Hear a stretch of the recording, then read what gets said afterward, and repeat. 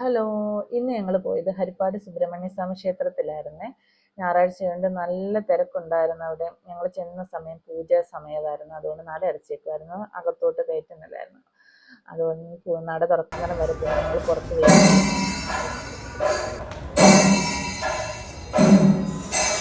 അതിനുശേഷം ഭഗവാന് കൊടുക്കാൻ നാരങ്ങാമാല വാങ്ങിച്ച്, പുറത്തൊരു കുഞ്ഞു ഗണപതി ഇരിപ്പുണ്ട്, ഗണപതിക്ക് കൊടുക്കാൻ കറുകമാലയും വാങ്ങി.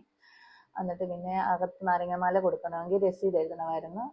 അപ്പോൾ ഈ രസീതൊക്കെ എഴുതി അകത്ത് കയറുന്നതിന് മുമ്പ് ഗണപതിക്ക് കറുകമാലയൊക്കെ കൊടുത്തിട്ട് പിന്നെ ഞങ്ങൾ അകത്ത് കയറിയപ്പോഴും നല്ല തിരക്കുണ്ട്. 2 വട്ടം പൂജ സമയമായിരുന്നു. അകത്ത് കയറിയിട്ട് പിന്നെ ആരെയും അകത്തോട്ട് കയറാം നമുക്ക്, പക്ഷെ പൂജ അകത്ത് നട അടച്ചേക്കുമായിരുന്നു. അതെല്ലാം കഴിഞ്ഞ് പുറത്തിറങ്ങിയപ്പോൾ അവിടുത്തെ സ്വന്തം ആനയാണ് ഇത് നിൽക്കുന്ന കണ്ടപ്പോൾ ഞങ്ങൾ കുറച്ച് നേരം പിന്നെ അതിനെ നോക്കി കുളിപ്പിച്ച് കൊണ്ടുവന്ന് നിർത്തിയേക്കുമായിരുന്നു. കുറച്ച് നേരം നിന്ന് കണ്ടിട്ട് പിന്നെ പുറത്ത് അമ്പലമൊക്കെ ഉണ്ട് എങ്കിൽ പിന്നെ അവിടെയൊക്കെ തൊഴുതിട്ട് വരാമെന്ന് വെച്ചിട്ട് പിന്നെ ഞങ്ങൾ പുറത്ത് തൊഴാനായിട്ട് ഞാനിങ്ങനെ നടന്നു പോയപ്പോൾ ചിന്നുമോൾ എന്നെ പുറകെ നിർത്തി വിളിച്ചു. എന്താണെന്ന് ചോദിച്ചപ്പോൾ ഒന്നുമില്ല എന്ന്. പിന്നെ എനിക്ക് അകത്തുനിന്ന് ഞാൻ ഒരു മാലയെ കൊടുത്തുള്ളൂ ഭഗവാൻ, എനിക്ക് അകത്തുനിന്ന് തിരുമേനി 2 നാരങ്ങാമാല തന്നിട്ടുണ്ടായിരുന്നേ. അത് കഴിഞ്ഞ് പുറത്തെല്ലാം തൊഴുത് വന്നു കഴിഞ്ഞിട്ട് അവിടെ മയിലുണ്ട്, പിന്നെ ആ മയിലിനെ കാണാനായിട്ട് കയറും. അവിടെയും തിരക്കുണ്ടായിരുന്നു. പിന്നെ ഒരു സൈഡിൽ കൂടെ എങ്ങനെയൊക്കെ അകത്ത് കയറി. അപ്പോൾ അകത്ത് കയറാൻ പറ്റത്തില്ല, കാണാൻ പറ്റി, തൊട്ടടുത്ത് തന്നെ കാണാൻ പറ്റി. 3 മയിലുണ്ടായിരുന്നു. പക്ഷെ അത് പീലിയൊന്നും വിടർത്തുന്നില്ല, അതിനിരിക്കാനായിട്ട് തട്ടൊക്കെ ഉണ്ട്, അത് അതിലിരിക്കുമായിരുന്നു.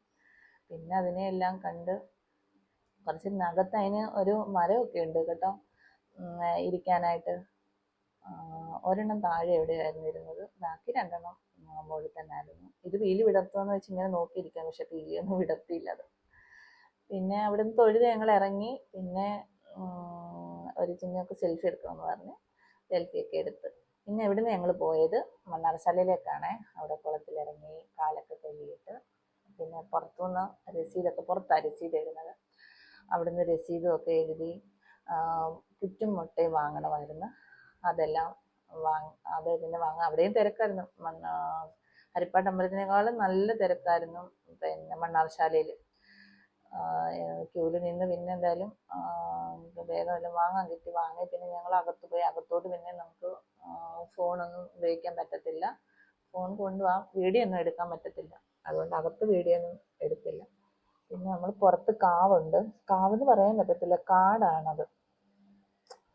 പിന്നെ പുറത്ത് തൊഴാൻ അത് ഒരുപാട് ആളുണ്ടായിരുന്നു. അല്ലെങ്കിൽ നമ്മളിങ്ങനെ നടക്കുമ്പോൾ എന്തൊക്കെയോ ഇല്ല കാട്ടിലൊക്കെയുള്ള സൗണ്ടില്ലേ, ചീടല്ലാതെ എന്തൊക്കെയോ സൗണ്ട്. ചിന്നോട് ചോദിക്കുക എന്തോ അമ്മ ഈ സൗണ്ടൊക്കെയെന്ന്. നമ്മൾ ഒറ്റയ്ക്ക് പോകുകയാണെങ്കിൽ നമുക്കൊരു പേടി തോന്നും.